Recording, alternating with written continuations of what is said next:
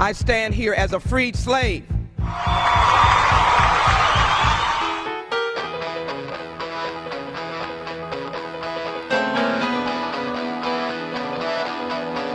know, I was trying to think of a nickname for like a Frogleg hangout. You know, like how Batman has the Bat Cave.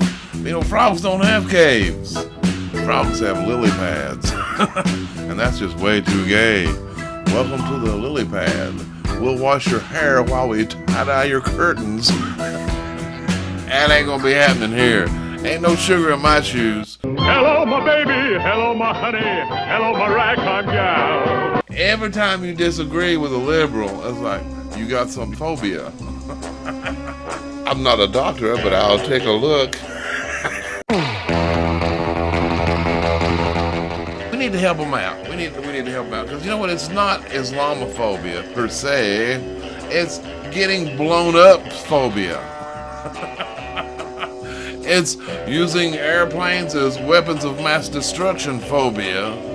And the beheadophobe, that's one of my favorites. It's not homophobia. It's we don't want to start making laws for every loudmouth 2% of the population phobia. It's leave our traditions of hell alone phobia. Of course, I think they got a new phobia coming up. It's called the refried beanophobes. It's the fear of illegal immigrants.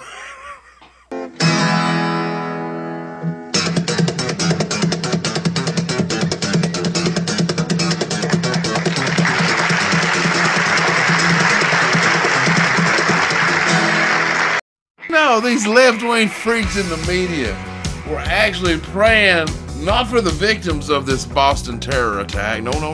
They were praying that the terrorist was going to be a white dude. They were cheering for skin color here. You got some sick people. And the media freaks over at CNN and MSNBC and those other places saying like how this fits the profile of one of those right-wing Christian fanatics. That might be some other kind of right-wing extremists. But we've also seen other right-wing groups attacking, for instance, trying to attack the Martin Luther King parade. April is a big month for anti-government and right-wing individuals. There's the Columbine anniversary, there's Hitler's birthday, there's the Oklahoma City bombing, the assault on the Branch Davidian compound in Waco.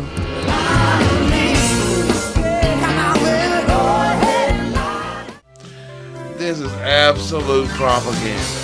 And it's not important that we don't believe it. What's important is the ridiculous number of gullible dumbasses that hear this crap day after day, week after week, year after year, and they believe it. They start believing it.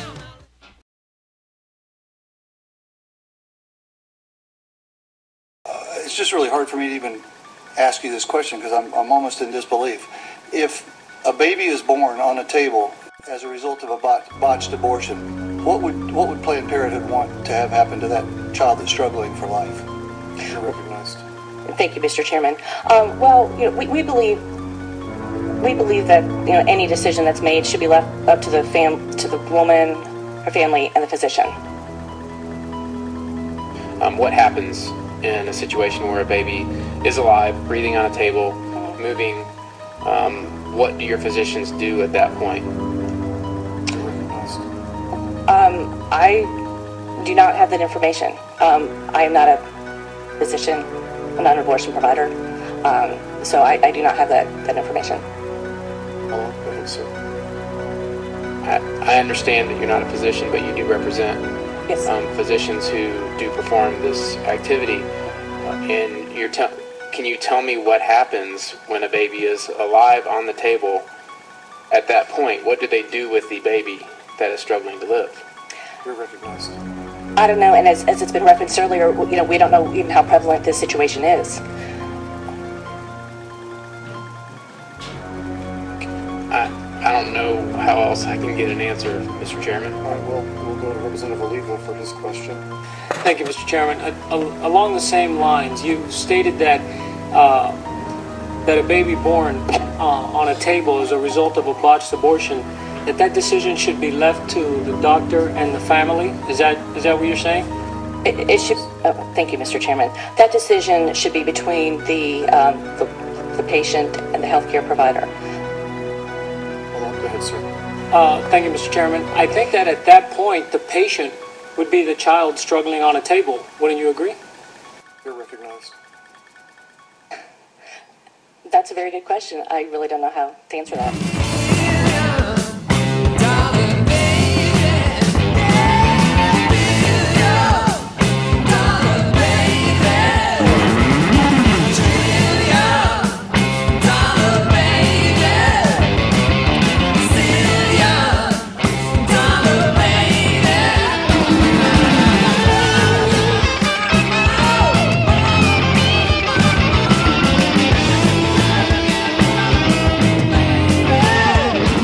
And look, here we are.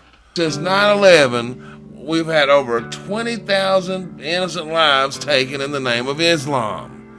And if it's not 100%, it's right at 100% of every terrorist act has been committed by Muslim males under the age of 35.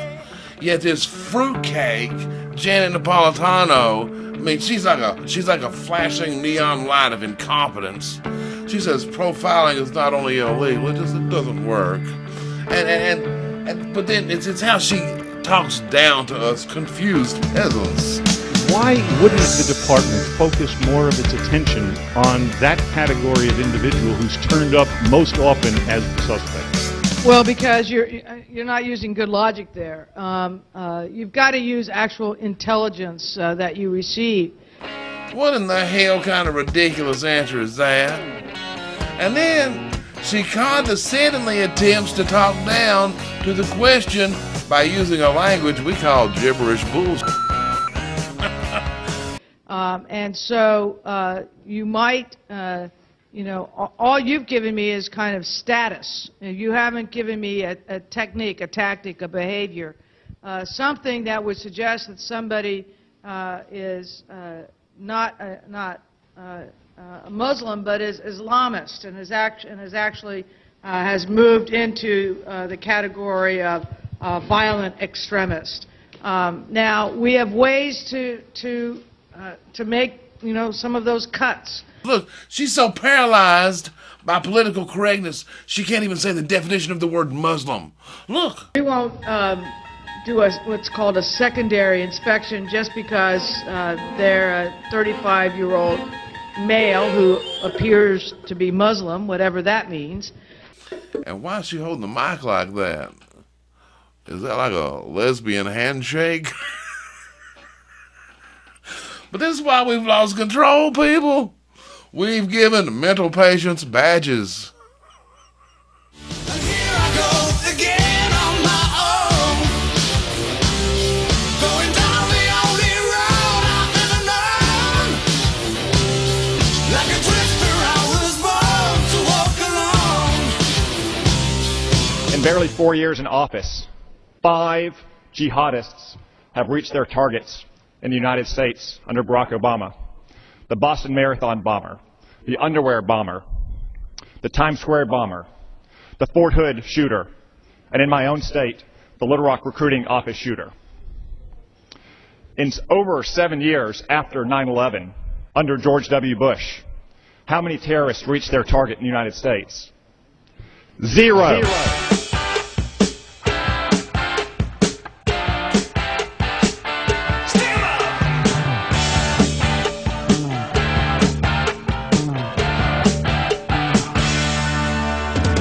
Imagine, Mr. Speaker, a world without balloons.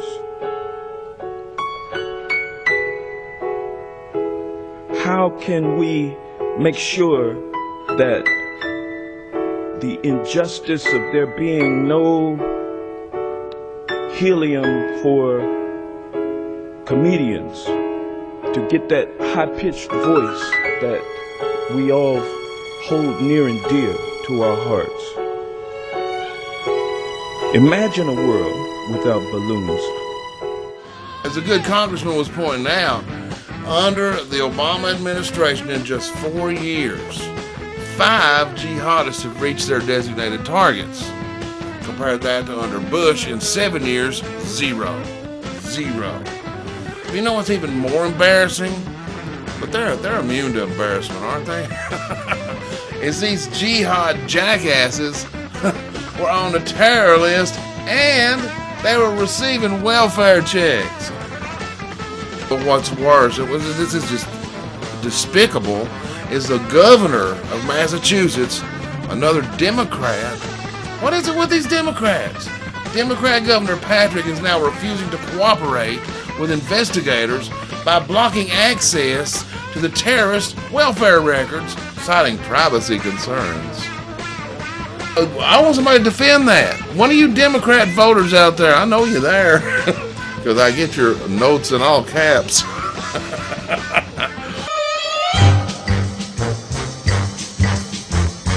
But you know, this is just one of a cornucopia of outrages. And they're going to keep getting more because we keep these freaks in power by being their customers.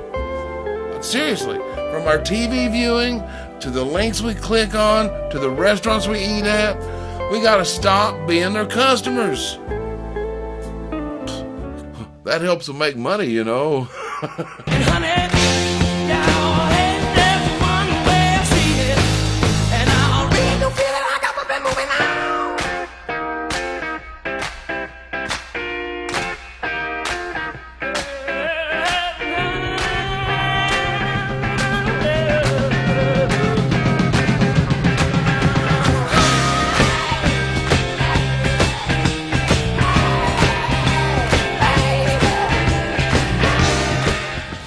Now, one of my favorite sayings is repeat the truth.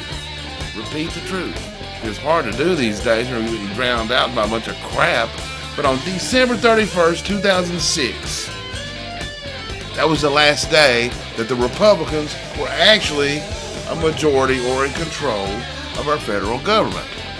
And on that day, when they left, the unemployment rate was 4.6%. 4.6%. And that's not using that new Chinese math that Obama and them use. Who knows what our unemployment rate is now? Anyway, the following day, Congress was taken over by Nancy Pelosi and Harry Reid. January 1, 2007. Frickin' frack.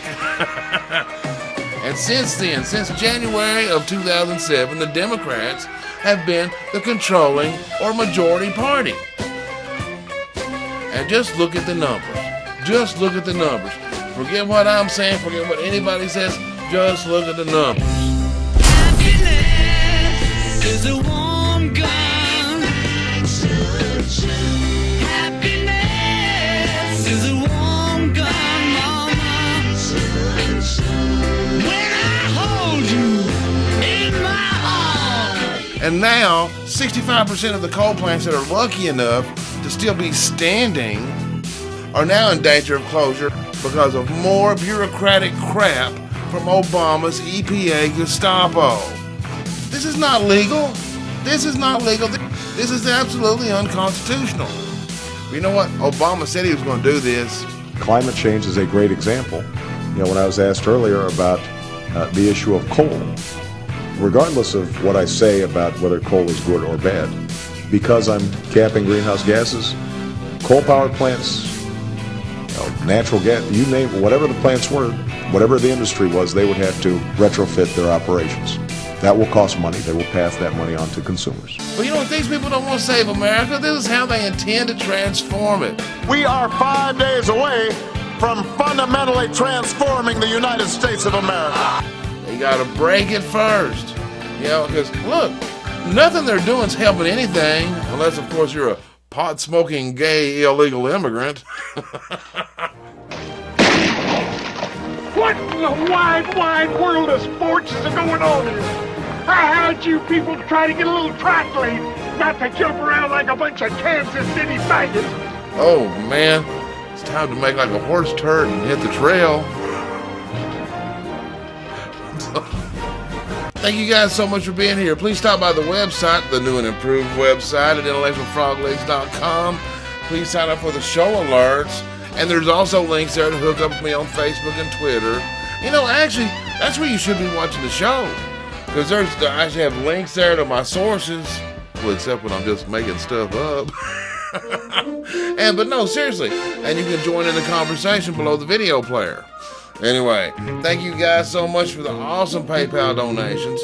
Froglegs are free to watch, but they're not free to make. And to be honest, to say that my recording equipment is subpar, actually that would be a wildly positive exaggeration. Anyway, everything you need's over the website, and I can't emphasize enough the importance of sharing, so, well, share it.